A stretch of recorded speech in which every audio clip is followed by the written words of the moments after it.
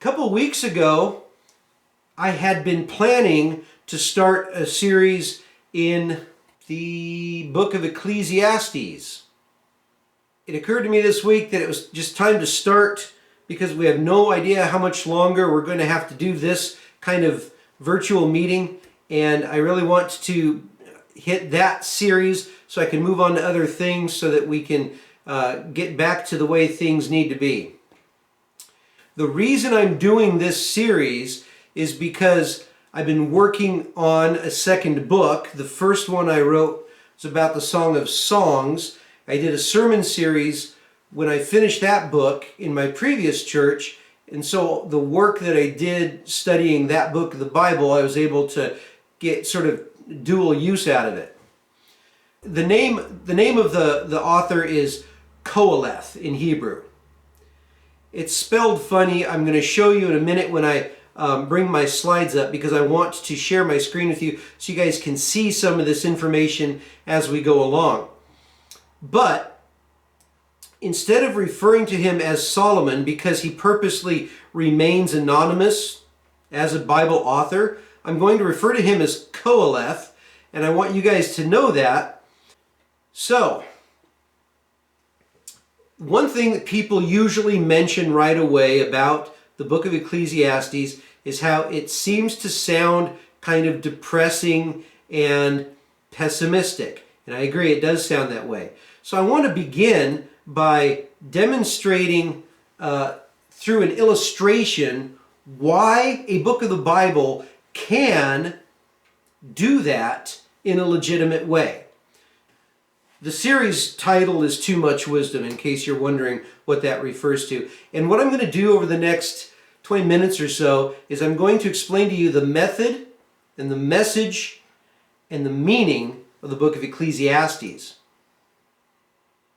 I'm going to start with the method. This is a quote from a famous play, and I know if I asked how many of you know what play this quote comes from, probably a lot of you would be able to raise your hands. Tomorrow and tomorrow and tomorrow creeps in this petty pace from day to day, to the last syllable of recorded time. And all our yesterdays have lighted fools the way to dusty death. But hopefully, some of you know, at least, that this comes from the play Macbeth by Shakespeare. And the main character has committed murder in an effort to gain power and win the throne, and now he is stuck in a cycle of despair because of his own actions. Now, the question I ask by way of illustration is this: who is saying these lines? Macbeth. Is it Shakespeare or Macbeth saying this? Well, the answer, of course, is that it's both of them saying it. The thoughts and the words and the experiences and the sadness belong to Macbeth. The thoughts and feelings do not reflect the true thoughts of Shakespeare. So even though Shakespeare wrote it, the sadness belongs to Macbeth.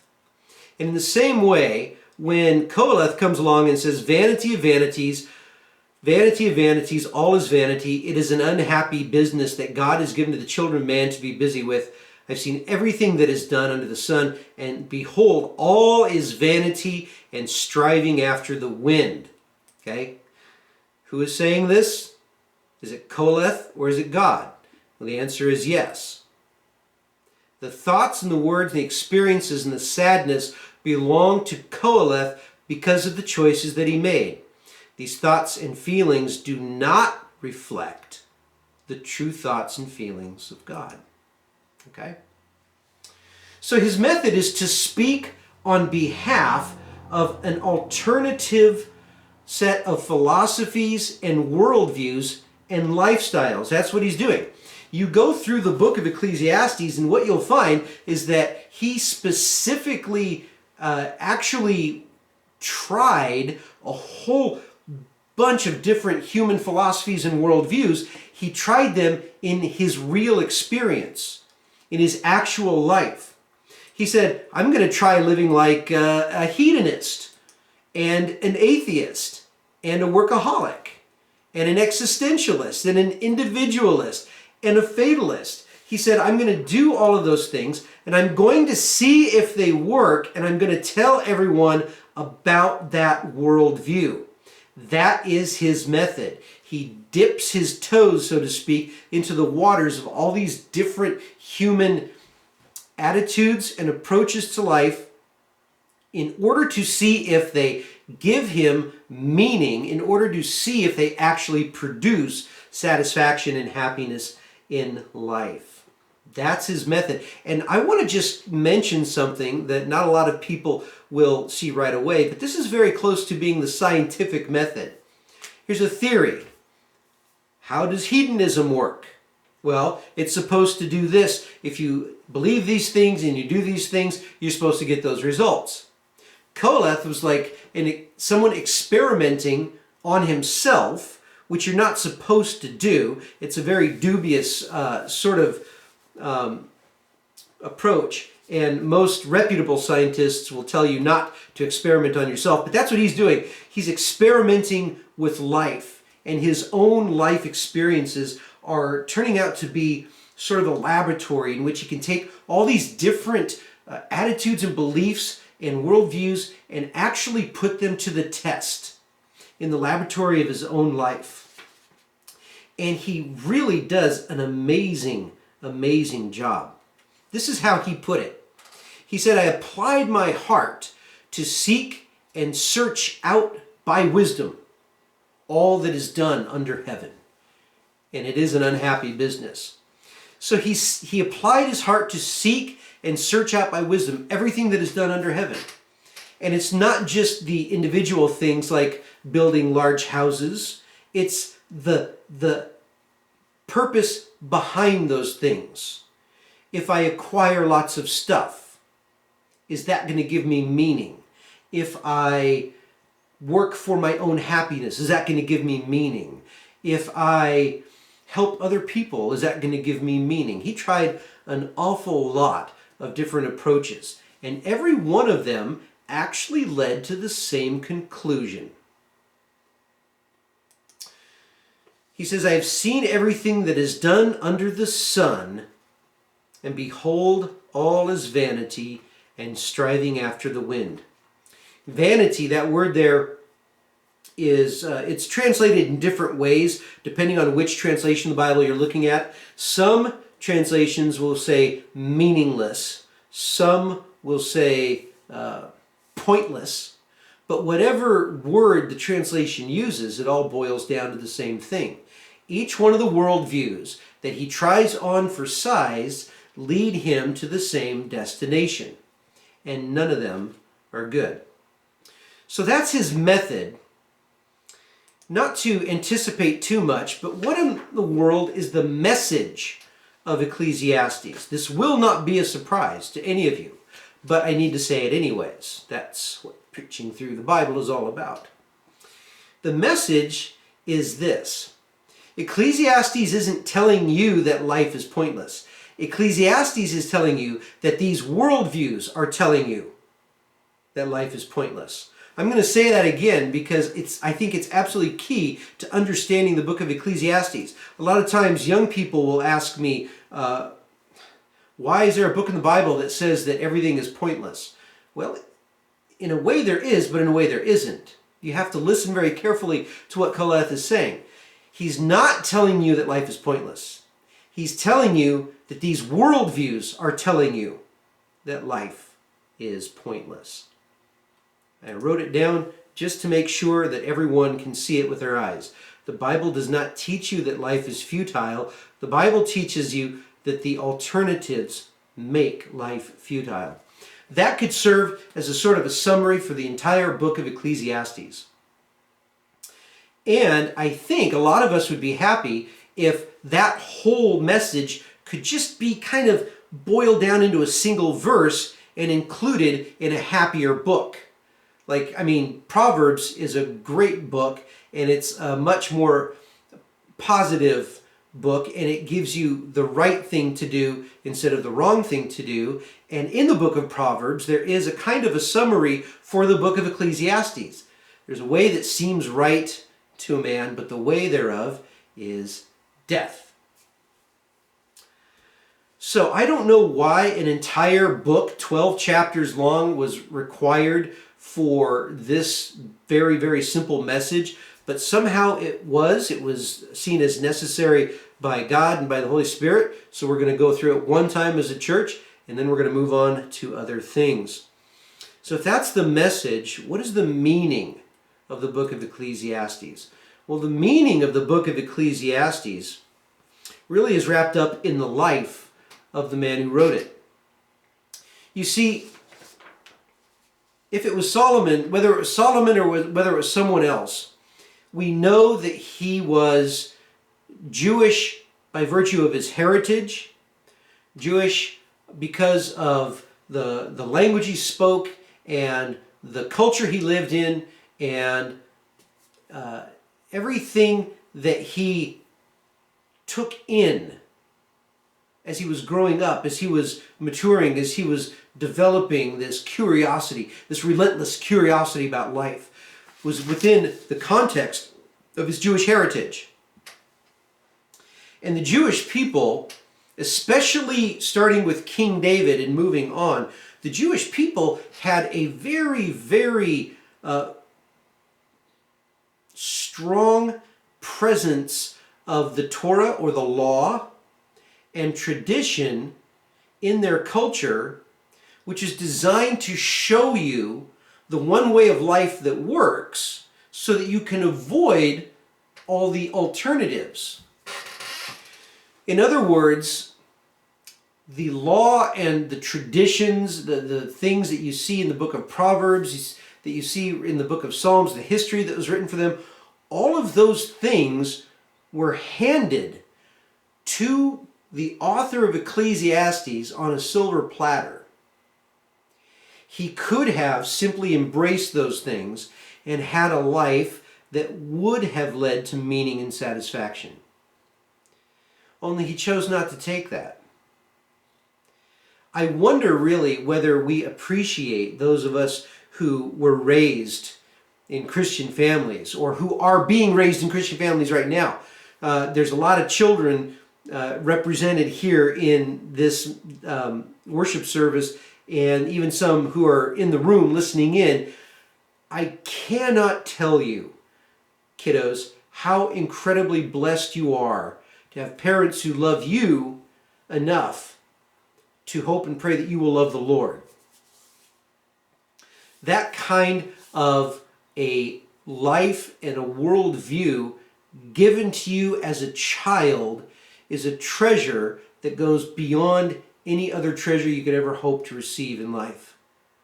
It's the way that I was raised as a child, and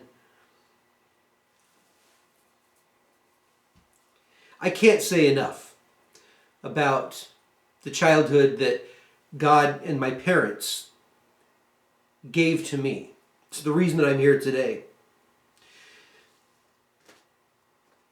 But that life, that worldview, that meaning that was handed to him on a silver platter was something that he did not consider deserving of being held on to. And what he wanted to do instead is to live a life of experimentation and innovation. Now, these are two words that are they very much resonate with most young people who were born after, say, 1955 or so. In the 60s, it became tradition to dump the tradition that you were handed as a child. And now, every single generation of young people feels like they are somehow missing out if they don't dump the tradition of their parents that they were given, and the only way that they can believe that life is worth living is to experiment and go out on their own and find some way to innovate a life of their own. By now, by this point in our history as Americans, the most innovative thing that any young person could ever do would be to go ahead and accept the heritage that was given to them by their parents, because it is now traditional to not do that. Most people think that they're being very brave and very original by just taking everything that they learned from their parents or from their church or whatever and casting it aside. But that's not original. 99% of the people in America today do that as soon as they get old enough to think about it. That's not original at all. It is, in fact, the most, it's the most common thing that you could ever do to mimic what everyone else is doing. So I stand in a pretty rare tradition myself. And we're going to see exactly where experimentation and innovation got Koheleth as he was on his way through life. He also wanted to embrace what I've called radical autonomy. Autonomy simply means that you are a law unto yourself. You make your own rules, you set your own course, and you go your own way. That's what radical autonomy means.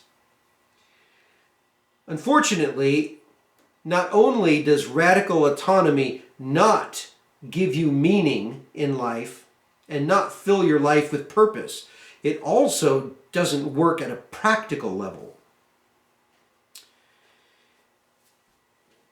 By encouraging people to throw off all of the traditions that they would have received otherwise, by encouraging people to strike out on their own, to create their own way, to find their own truth, to look for their own path, to set their own destination, we are basically putting in every single individual's hands the responsibility to explain and deal with every single thing in the universe. Everything that is human, everything that has anything to do with our humanity, with our existence, with our destiny. Nobody is good enough and smart enough to develop a worldview that covers everything, accounts for everything, and makes sense of everything so that we can live the way that we need to live in order to find meaning. Actually, there was one person who was good enough and smart enough to actually set the course for us, and it wasn't the author of Ecclesiastes. Now, the author of Ecclesiastes, if this was a golfing situation, he would have ended up not only in the rough, but probably looking for his golf ball at the bottom of a lake. That's where I usually am when I golf, on those rare occasions when I golf.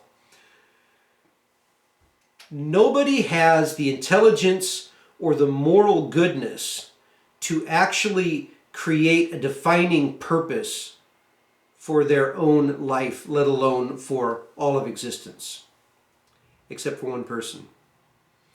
That one person, of course, and you will not be surprised to hear me say this, that one person, of course, was Jesus Christ.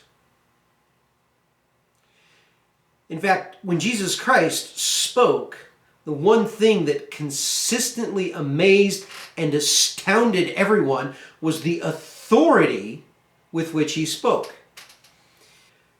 He spoke as someone who had a direct line to the truth, and it astounded everyone. Everyone was amazed by it. Everyone noticed it. And I tell you what, some people were made nervous by that. Some people were terrified by Jesus' authority. In Matthew 7, Jesus Christ told the people who were listening to him, he said this, "Everyone who hears these words of mine and does them will be like a wise man who built his house on a rock." Now, of course, that is at the end of a parable that Jesus told about two people who were building a house. And here's how the parable went. The first guy came along and he found a patch of sand. And I don't know, maybe he was thinking it'll be soft on his feet in the morning when he gets out of bed, or maybe he's thinking, it won't take much digging. I can just pound this thing up here. And he, framed the walls and he put on the ceiling and he thatched the roof. And then he hunkered down inside this house that was resting on a sandy bed. And a storm came, of course, because that's what happens. And the water came through and it washed the sand away, and the sand was the only foundation he had. And the sand disappeared and his walls collapsed and the roof caved in, and the thing became a huge pile of smashed sticks. And it was embarrassing. If he survived, he was embarrassed the next day. But then Jesus told a story, a correlating story about a different kind of builder who took the sand and he brushed it away and he dug down deep and he got through that layer of sand and he kept going deeper until he found a bedrock. He found something that would hold up a foundation. He found a firm, unmovable stone down underneath the surface. Everything else that was just laying on the surface. And he put the foundation and built the walls on that rock. And the same storm came through, and instead of washing his house away and collapsing, it stood firm. It stood firm. So Jesus looked at the crowd and he said, then everyone who hears these words of mine and does them will be like the wise man. In other words, there's still two ways to build a house. You can build a house on the surface of things. You can build your life on the surface of things so that maybe it'll save you some time, maybe it'll save you some energy or some effort. Possibly it'll even be good to look at, and maybe you can even live there for a long time without too much of a problem. But sooner or later, there's going to come a storm that will threaten every single thing in your life, every single thing that you believe, every single thing that you hold dear. And if your foundation is resting on sand, the sand is going to wash away. So is your life. So is your house.